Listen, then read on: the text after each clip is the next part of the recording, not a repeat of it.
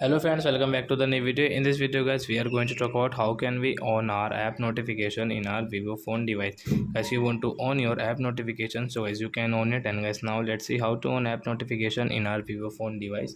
In this video guys, I will show you guys how can you on your app notification. So when first of all open your phone setting without waste time to on your app notification. Guys, click on your notification setting and guys app setting and guys click on all apps. So you can see guys your all apps notification here, and so which app notification guys you want to on, you can on from this right side guys. You will have to click here.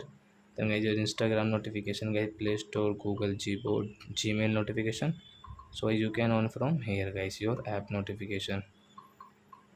So I hope friends you have understood how to on app notification in our Vivo phone. So that's it guys, thanks for watching my video guys. Now we will meet our next video with new topic.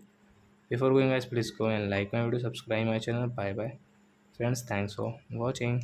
Bye.